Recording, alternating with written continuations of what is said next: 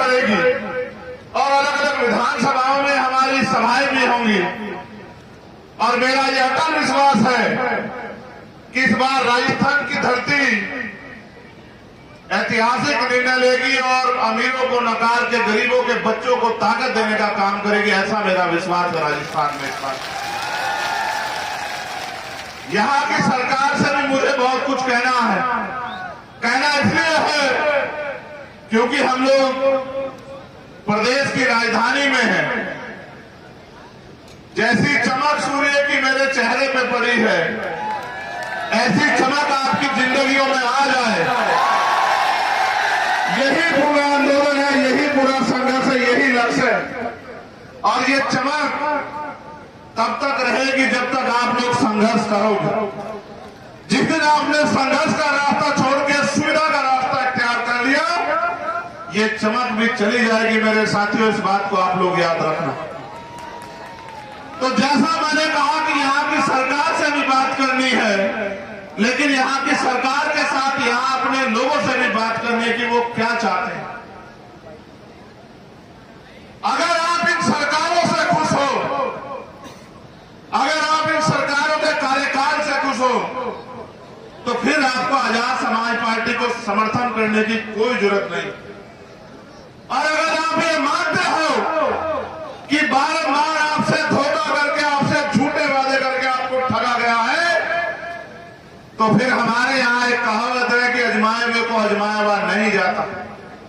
अगर आप मानते हैं कि यहाँ सभी सरकारों ने आपको बेबस, लाचार, गुलाम बनाने का काम किया है, तो मेरे साथियों फिर ऐतिहासिक निर्णय लो। क्योंकि भारत में आज लोकतंत्र है और लोकतंत्र में बहुमत का शासन होना चाहिए। जिनका वोट होना चाहिए उनका राज होना चाहिए। लेकिन वोट यहाँ आपके पास है, राज आपके हिस्से में नहीं आया। आपके हिस्से में आया जुल्म, जाति, बेबसी, लाचारी, अन्याय, अत्याचार और खिलती खाल, लुटती अस्मत, ये आपके हिस्से में आया। बेबसी, लाचारी और कई तरह की बेबसी, लाचारी। अभी आज छात्र संघ चुनाव होते थे, छात्र संघ चुनाव से हवा का पता लगता था। इस बार भीम आर्मी स्टूडेंट फेडरेशन मैदान में आई तो मुख्यमंत्री जी चुनाव से ही मुकर गए। वो कहते हैं चुनाव ही नहीं कराने, क्योंकि लोकतंत्र की सबसे पहली पाठशाला है छात्र राजनीति। जहां एक तरफ अमीरों की औलादें एसी के कमरों में सीखती है, बड़े बड़े मंच पे सीखती है, वहां गरीब किसान, कमेरे, नौजवानों की औलादें वो छात्र संघ के जरिए यूनिवर्सिटी और कॉलेजों में सीखती है। इनको लगा कि नया नेतृत्व खड़ा हो, इनका आपसी गठजोड़ चलता रहे, नए नेतृत्व का निर्माण ना, इसलिए छात्र संघ चुनाव को टाल दिया जाए। याद रखना मुख्यमंत्री जी, आप भले ही सत्ता की ताकत से छात्र संघ चुनाव को ना होने दो, लेकिन आप 2023 का चुनाव नहीं रोक सकते। 2023 का चुनाव होगा और ये युवा शक्ति राजस्थान की काया पलट के रख देगी। इस बात को आप याद रखना। आप नौजवानों की बात करते हो किस मुंह से? आपकी सरकार में सबसे ज्यादा पेपर लीक होते हैं। गरीबों के भविष्य के, नौजवान लोगों के भविष्य के साथ खिलवाड़ होती है, उनके हिस्से को दगा दिया जाता है। मैंने पहली बार सुना बस में बैठ के पेपर दिए जाते हैं। पेपर लीक इतना बड़े पैमाने पे यहाँ होता है और मुख्यमंत्री जी कहते हैं कानून का राज है। जो एक पर्चा सुरक्षित न रख पाए, वो राजस्थान की जनता को सुरक्षित रख देगी क्या सरकार? आप मुझे बताओ। ये युवाओं के भविष्य के साथ जो खिलवाड़ चल रहा है, इस ढक्कन को हम लोग बंद करने का काम करेंगे 2023 में। आप लोग इस बात को याद रखना मेरे साथियों। मेरे आज भी याद है, यहाँ की सरकार कहती है जब इनके बड़े नेताओं पे अत्याचार होते हैं या संविधान का हनन होता है, ये कहते हैं कि सरकार, केंद्र की सरकार खराब है, संविधान को नहीं मानती। मैं ऐतिहासिक प्रमाण हूं आपके पास। मैं सीएचए के साथियों की लड़ाई लड़ने आया था, उनका आंदोलन था रात को 12 बजे इसी जयपुर से उठा के मुझे सोते हुए को, और सिर्फ मुझे नहीं, मुझे तो आदत है आपकी लड़ाई में हर कीमत चुकाने की, लेकिन जितने भी साथी मेरे साथ आए हुए सबको जेल भेजने का काम किया सरकार। और लड़ाई सिर्फ उन सीएचए के भाइयों के हक अधिकार की थी। यहां थर्ड ग्रेड टीचर का जो है वो ट्रांसफर नहीं हो रहा, तो ताकत दिले के आज आप अहंकारी हो गए। अगर सर को दोबारा मौका नहीं देना चाहिए कि उसका घमंड इतना बढ़ जाए कि वो अन्याय अत्याचार की हद को पार कर जाए। इसलिए आज हम लोग सामाजिक न्याय सम्मेलन कर रहे हैं। और कानून का राज कितना है ये आपने देखा कि यहाँ एक कर्मचारी पहले रेल में एक महिला को, मुस्लिम महिला को छेड़छाड़ी करता है, और फिर हमारे एक देशभक्त एएसआई की जो है टीकाराम मीणा जी की, और उनके साथ अस्कर और तमाम लोगों की, जिनका शंकर भाई के मैं घर भी जाऊंगा वो यही जयपुर के उनके आंसू पूछने के लिए, लेकिन उनकी गोली मार के हत्या कर देती है। ये व्यवस्था जो यहाँ राजस्थान में है, और एक सरकारी कर्मचारी की हत्या होती है, शहीद का दर्जा देने के बजाय मुख्यमंत्री जी और उनके नेता बैठ के उस परिवार का मजाक उड़ाते हैं। ये इस बड़े सरकार की सच्चाई है आपके सामने। एक मेरे याद है, आपने ऐसे इतनी बड़ी ताकत में एससी एसटी की महापंचायत की थी, आपको याद है या नहीं है बताओ? जिस दिन सब कर्मचारियों ने अपनी मांगों को लेकर एससी एसटी की महापंचायत की, वो सारे कर्मचारी, मैं जानता हूं कितना उत्पीड़न उन अधिकारी कर्मचारियों का सरकार के लोगों ने किया। सरकार को लगा कि ये कर्मचारी अपने हक आवाज के लिए समाज को इकट्ठा कर रहे हैं। मैं उन कर्मचारी साथियों से भी कहना चाहता हूं कि जब तक आप अपनी राजनीतिक ताकत नहीं बनाओगे, जब तक आप अपने व्यक्ति को ताकतवर नहीं बनाओगे, इसी तरह के दमन का सामना आपको करना पड़ेगा। लेकिन विश्वास रखिए, अगर एक भी कर्मचारी का दमन होगा तो दमन करने वाला चाहे मुख्यमंत्री हो या उनका कोई मंत्री या उनका कोई अधिकारी, वो चैन से नहीं बैठेगा कुर्सी में। इस बात को आप लोग याद रखना। 2 अप्रैल 2018 के सारे मुकदमे वापस अभी नहीं हुए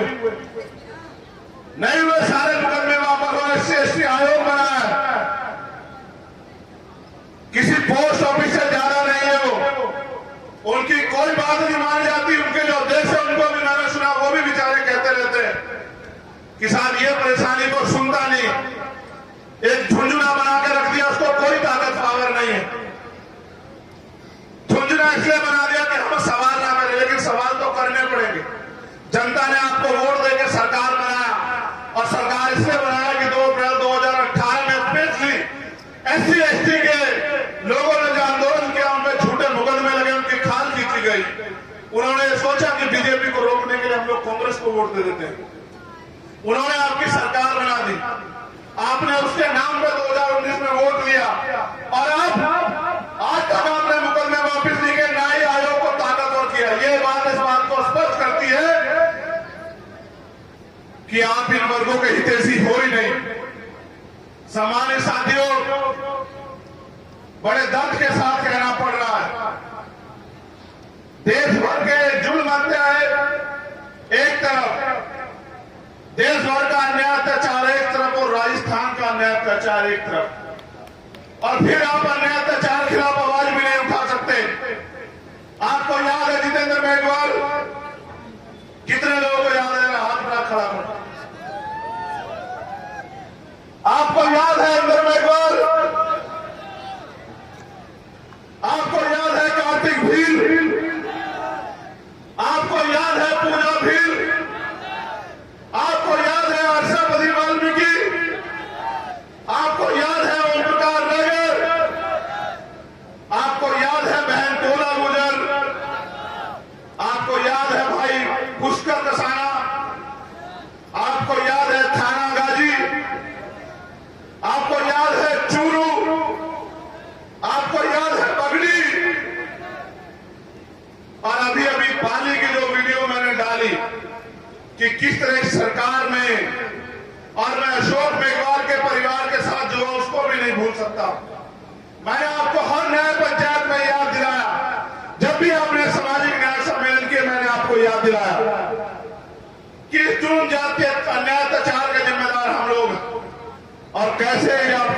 चाहिए। आज आप यहाँ हजारों की संख्या में आए, हम इसलिए जिम्मेदार हैं कि जिस वोट के दम पे हम अपना राज स्थापित कर सकते थे, उस वोट को हमने इनको देने का काम किया और इन्होंने बदले में जो इनका स्वभाव है, इन्होंने बदले में वही अन्याय, अत्याचार, जुल्म जाति हमें देने का काम किया। अगर आपने इनको थाने बोलना बनाया होगा तो किसी जालिम की हिम्मत नहीं होती कि वो जितेंद्र वेगवाल को चाकू से चीर देता। किसी जालिम की हिम्मत नहीं होती कि वो पूजा भील की 10-11 टुकड़ों में जो है उसकी हत्या कर देता। कोई किसी सामंत की हिम्मत नहीं होती कि वो इंद्र मेघवाल को पीट के मार देता। मटकी छूने पर उसके खिलाफ पंचायत होती है, ये हमें मार देती है और उनके खिलाफ हमारे जो अन्याय की लड़ाई है उसके खिलाफ पंचायत भी करवाते हैं। आप ये बताओ कि बाबा साहब ने हमें वोट का अधिकार स्वाभिमान सम्मान की जिंदगी के लिए दिया। बाबा साहब ने हमें वोट का अधिकार गुलामी की बेड़ियां काटने के लिए दिया और आपने अपनी वोट का प्रयोग किस लिए किया मेरे साथियों? ऐसे लोगों में भरोसा करने के लिए जिनका बस चले तो वो आपसे सांस लेने का अधिकार छीन ले, जिनका बस चले वो आपसे पानी पीने का अधिकार छीन ले, जिनका बस चले वो आपसे अच्छे कपड़े पहनने और आजादी से जीने का अधिकार छीन ले। ऐसे लोगों का इसलिए क्योंकि हमने गलती की तो सजा भी हमें मिल रही। वोट दो धारी तलवार है, अगर आप दुश्मन को दोगे तो आपका इलाज होगा, अगर आप अपनों को दोगे तो आपकी परेशानियों का इलाज होगा। आपको ये तय करना है कि आपको किसका इलाज करवाना है, अपना या उनका, या अपनी परेशानियों का। मेरे प्यारे भाइयों, सरकार ने बहुत सारी नई योजनाएं कुछ दिन पहले लागू की। क्यों 4.5 साल से पहले लोग नहीं रहते थे क्या?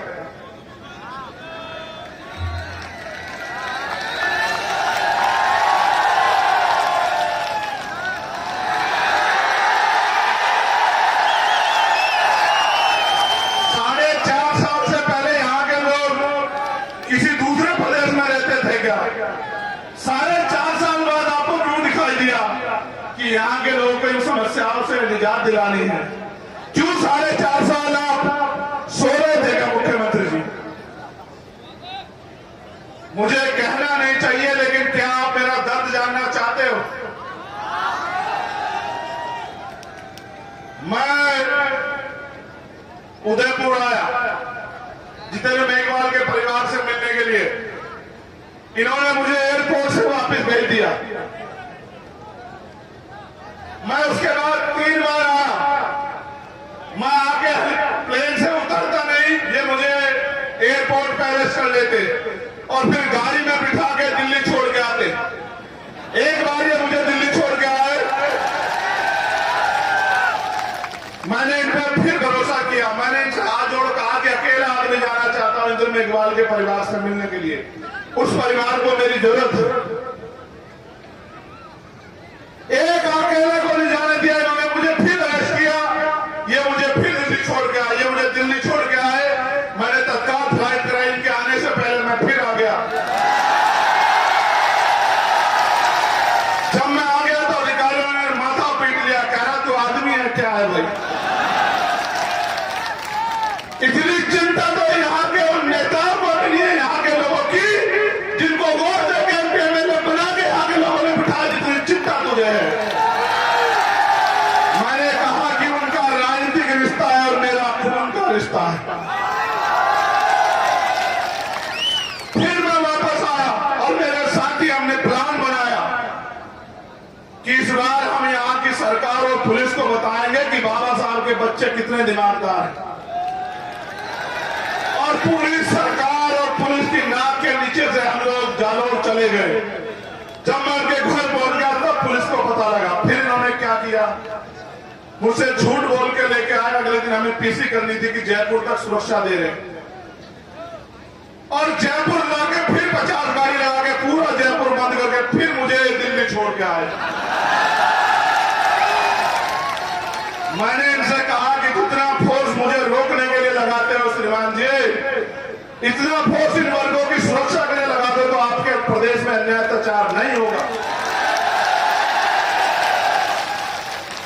मैं आता भी तो कब आ गया, आपसे तो अपील करता कि आओ लड़ो, लेकिन मैं आपसे पूछना चाहता हूं, ओम प्रकाश रेडर का परिवार इस मंच पे है, उसकी छोटी बहन जो मेरी भी छोटी बहन है, उस मां से उस पिता से मैंने वादा किया था कि आपके बच्चे को न्याय दिलाऊंगा, अपने छोटे भाई ओम प्रकाश रेगर को न्याय दिलाऊंगा।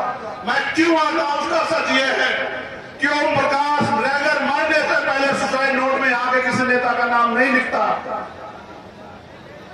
वो एक बात लिखता है कि मेरा भाई आएगा चंद्रशेखर आजाद मुझे न्याय दिलाने के लिए। कार्तिक भील मेरे एक नौजवान भाई की हत्या कर दी जाती है। आप ये देखो, 8 महीने से कार्तिक भील का परिवार न्याय के लिए लड़ रहा है। क्या जवाब दूं मैं इनको? पानी दे रहा है।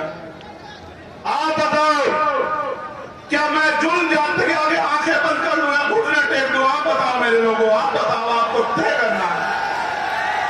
क्या मैं औरों की तरह इनके आगे हार मान लूं? क्या मैं औरों की तरह अपने परिवार को मरने के लिए छोड़ दूं?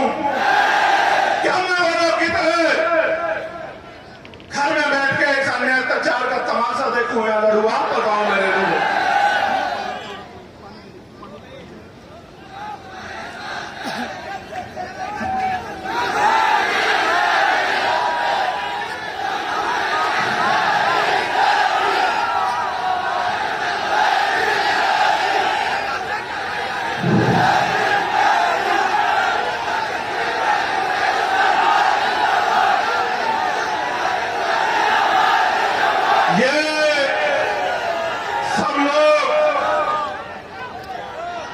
सब लोग ये सोचते होंगे कि हमें आजाद हुए 75 साल हो गए,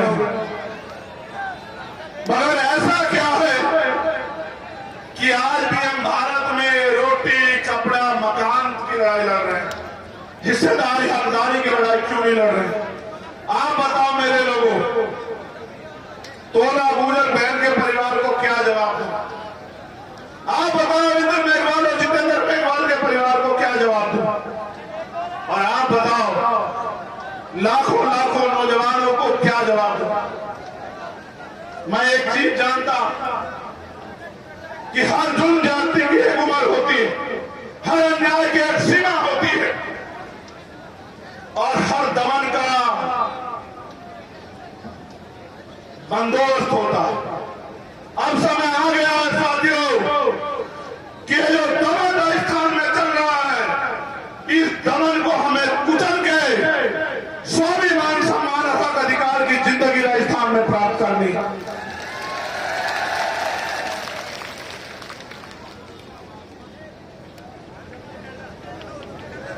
आज राजस्थान में पॉलिटिकल टूरिज्म भी चल रहा है।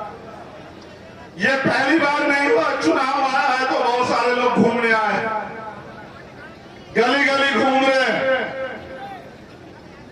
उनकी जरूरत है भाई, उनको घूमना भी चाहिए। नहीं घूमेंगे तो आपकी वोट को बेचेंगे कैसे? आपके टिकटों को बेच के पैसे कैसे कमाएंगे भाई? उनको घूमना चाहिए भाई, उनको जरूरी है घूमना। मगर उनसे ये भी पूछना कि भाई आप 4.5 साल कहां थे? 4.5 साल आप भी मुख्यमंत्री जी की तरफ सो रहे थे क्या? 4.5 साल में आपको इन कमजोरों का दर्द नहीं लगा? आज जब इनकी आवाज उठाने के लिए सैकड़ों नेता नौजवान राजस्थान में तैयार हो गए हैं, उन नेताओं के सपनों को कुचलने के लिए आज पैसे वाले लोग पॉलिटिकल टूरिज्म कर रहे हैं राजस्थान में। ऐसे टूरिज्म करने वालों को, घूमने वालों को भी आप लोगों को जवाब देना है। मेरा तो एक ही बात को कहना है, एक चीज बहुत जरूरी जिससे आपको सावधान रहना है। जो भी नूह में हुआ, जो करने का प्रयास बरेली में किया गया, यहां जिनकी सरकार है उनसे हमें सत्ता छीननी है, लेकिन इसके बाद 2024 में सेंट्रल में भी जो भाजपा की सरकार है उनसे भी हमें सत्ता छीननी, इस बात की भी तैयारी हम लोगों को करनी है। इस बात से भी सावधान रहना है कि नूह में जिस किस तरह से प्रायोजित हिंसा कराई गई। मैं धन्यवाद देता हूं प्रभाकर चौधरी जी को, एक ऐसा आईपीएस जिसने सरकार के आगे घुटने नहीं टिके और जो लोग दंगा कराना चाहते थे बरेली में उनको जवाब देने का काम किया, उनको भगाने का काम किया और एक ईमानदार अधिकारी को खामियाजा ये चुकाना पड़ा कि उनको हटा के वहां से उनका डिमोशन करके पीएससी में लगा दिया गया। सरकारें बदलेंगी। नू की जो हिंसा हुई वो हिंसा प्रायोजित है और इसलिए प्रायोजित है कि किसी तरह से वोटों का डिवीजन हो जाए, बंटवारा हो जाए। नू की जो हिंसा है वो हिंसा इसलिए है क्योंकि कुछ पार्टियों की दुकानदारी यहां हिंदू मुसलमान की राजनीति करके कामयाब होती है। लेकिन मैं आपसे पूछना चाहता हूं कि हमारे महापुरुषों ने हमें जोड़ना सिखाया या तोड़ना सिखाया? आप बताओ मेरे लोगों। तो क्या किसी बंटवारे से हमारी राजनीति कामयाब हो जाएगी? इस सारे बंटवारे और हिंदू मुसलमान के दंगे के चक्कर में हमारे अपने मुद्दे दब जाते हैं। मैं गुर्जर समाज के हमारे नेता बैठे हैं, मैं उनको पूछना चाहता हूं, क्या 72-74 गुर्जर समाज के वीरों का बलिदान भूल गए हो क्या? जिनको भारतीय जनता पार्टी की सरकार में गोलियों से उड़ाया गया, आपके खून से होली खेली गई। क्या हरियाणा में जाट समाज के लोग आपके खून से जो होली खेली गई उसको भूल गए हो क्या? क्या दलित समाज के लोग 2 अप्रैल को जो आपकी खाल खींची गई और पूरे देश में जो आपके साथ अन्याय हो रहा है उसको भूल गए हो क्या? अगर आज भूल जाओगे तो कारवा लुट जाएगा और कारवा लुट जाएगा तो लोग आपसे आने वाली पीढ़ियां ये सवाल पूछेंगी कि जब अधिकार थे तो आप क्या कर रहे थे? सम्मानित साथियों, आज एक षड्यंत्र बना के मुस्लिम समाज का आर्थिक बहिष्कार के नाम पे उसी नफरत की दीवार को खड़ा करने का प्रयास किया जा रहा है। लेकिन मेरी इस बात पर गौर करना कि जो स्वाभिमान सम्मान आज हमें प्राप्त है, बाबा साहब से पहले ये दिलाने के लिए मैं नाम गिनाऊंगा आपको और आप याद करना। मैंने दिल्ली के मंच से भी आपको याद दिलाया था। राष्ट्रपिता ज्योतिबा फूले, छत्रपति साहूजी महाराज, पेरियर रामासामी नायकर, पेरियर लल्ले यादव, बाबू जगदेव प्रसाद कुशवाहा, जननायक कर्पूरी ठाकुर, बाबू शिवदयाल चौरसिया, संत राम बीए प्रजापति जी, चौधरी कुंभाराम आर्य, सर छोटू राम, चौधरी चरण सिंह, ये सब पिछड़े वर्ग के लोग हैं, आपके अपने परिवार के लोग हैं। इन्होंने आंदोलन चलाया, उसी को आगे खींचने का काम पहले बाबा साहब अम्बेडकर ने, फिर मानवर काशीराम साहब ने किया। आप अपने अपनों को नहीं जानते, इसलिए आपको जब आप इतिहास नहीं जानते, इसलिए आपको हिंदू मुसलमान में बांट के आपके ऊपर राज करना चाहते हैं। मैं इशारों में नहीं, मैं खुल के कह रहा हूं कि इस देश की किसी भी पार्टी ने जो उस समय भी बाबा साहब अम्बेडकर को चुनाव नहीं जीतने दिया, आपके महापुरुष को, आपके रेवर को लोकसभा में जाने नहीं दिया।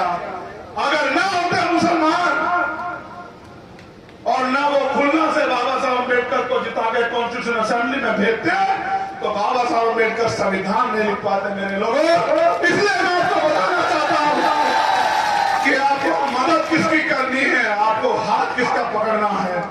हमारी लड़ाई किसी जाति धर्म से नहीं है, हमारी लड़ाई अत्याचार के खिलाफ है, गैर बराबरी पर आधारित व्यवस्था के खिलाफ है, हमारी लड़ाई असमानता के खिलाफ है, हमारी लड़ाई हिस्सेदारी की है, हमारी लड़ाई स्वाभिमान सम्मान के जीवन की है। और अगर कोई मानववादी विचारधारा को, गैर बराबरी की विचारधारा को पालने पोषने का काम करेगा तो वो हमारा अपना कभी नहीं हो सकता। इस बात को आपको याद रखना।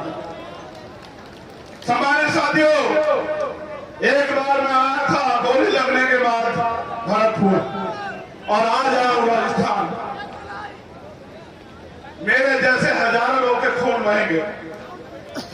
आजादी मांगने से नहीं मिलती है, आजादी की कीमत चुकानी पड़ती है। सरदार मनोहर सिंह धोनी यहाँ बैठे हैं, हमारे राष्ट्रीय सचिव सोमनाथ प्रजापति यहाँ बैठे हैं। इतिहास इतिहास गवाह है, मांगने सिर्फ भीख मिलती है, अधिकार और आजादी छीननी पड़ती है और छीनने के लिए बल की जरूरत होती है। और साहब काशीराम जी ने कहा,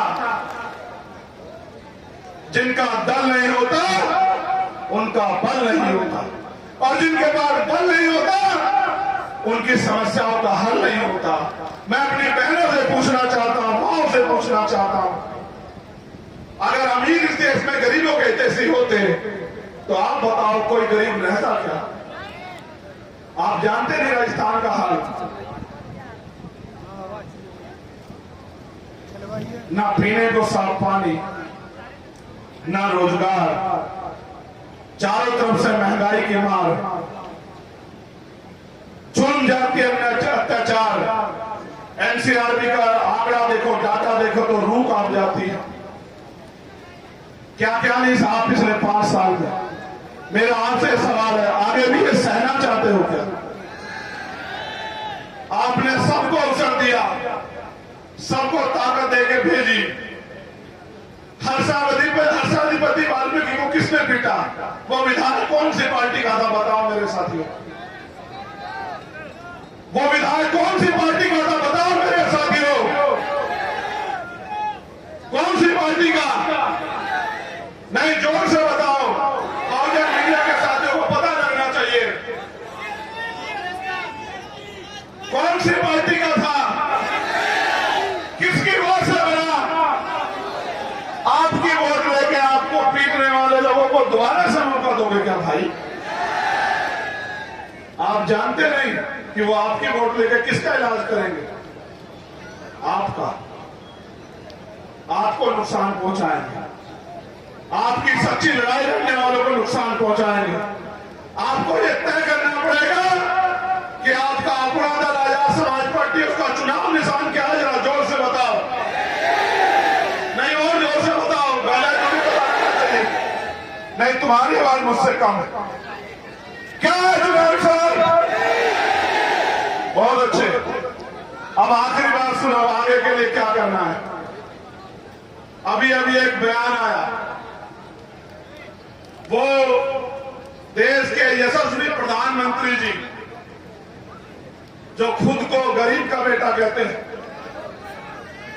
जो 10 करोड़ का सूट पहनते हैं, वो प्रधानमंत्री जी जो चुनाव के समय कहते हैं मैं पिछड़ी मां का बेटा हूं, और चुनाव के बाद जो पिछड़े समाज के हक अधिकार को लुटवाने का काम करते हैं, वही प्रधानमंत्री के आर्थिक सलाहकार जो हैं विवेक ओबराय, आजादी के दिन के समय उनका यह बयान आना, मेरी बात पे गौर करना, कि भारत के संविधान को बदलने की जरूरत है। यह संविधान पुराना हो गया। यह सिर्फ कोई बयान नहीं है, उसका अपना बयान नहीं है। मैं पूरी जिम्मेदार से कहता हूं, आरएसएस और भारतीय जनता पार्टी हमेशा से भारतीय संविधान के खिलाफ थी। इसलिए मैं आपसे कहना चाहता हूं कि मैं इनको ज्यादा मौका नहीं दूंगा। इसलिए हमने तय किया है कि बहुत जल्द दिल्ली से हम लोग प्रेस कॉन्फ्रेंस करके भारतीय संविधान बचाओ यात्रा शुरू करेंगे पूरे देश के अंदर। और वो यात्रा मध्य प्रदेश से शुरू होगी, वो यात्रा राजस्थान में आगे आएगी और देश के पूरे देश के कई कोनों में जाएगी। उस यात्रा का मकसद ये है कि जो संविधान इस देश के हर एक व्यक्ति को बराबर का सम्मान और अधिकार और अवसर देता है, हम करोड़ों शोषितों को स्वाभिमान सम्मान का जीवन देता है, देश की महिलाओं को सरपंच से लेकर प्रधानमंत्री राष्ट्रपति बनने का अधिकार देता है, वो संविधान जो गैर बराबरी से मुक्ति की बात करता है, वो संविधान जो अन्याय अत्याचार को खत्म करने की बात करता है, वो संविधान जिसकी वजह से प्राइमरी स्कूल के हेडमास्टर का बेटा यहाँ खड़ा होकर बोल रहा है। आप इस मंच पर उपस्थित हैं और यहाँ इतने अच्छे माइक लगे, टेंट लगे हैं। उस संविधान की रक्षा के लिए भी आदमी का जन्म हुआ था। इसलिए मैं आपको वचन देकर वादा करता हूं, मेरा वचन अटल है। सूर्य पूरब की जगह पश्चिम से निकल सकता है, मेरी बात को याद रखना। लेकिन चंद्रशेखर आजाद आज अपने समाज से वादा कर रहा है कि भारतीय संविधान पे आंच नहीं आने दी जाएगी जब तक मेरे शरीर में खून का आखिरी कतरा गोली करके रखती आज लगे। मुझे ये भी नहीं पता मेरा आखिरी दिन क्या होगा और कौन सा होगा, मगर मैं जानता कि लिख रहा हूं मैं अंजाम इसका कल आगाज आएगा और मेरे लहू का एक कतरा इनकलाब लाएगा, ये बात याद रखना होगा। इसलिए भारतीय संविधान को बचाने की इस यात्रा के आप लोग सारथी बने।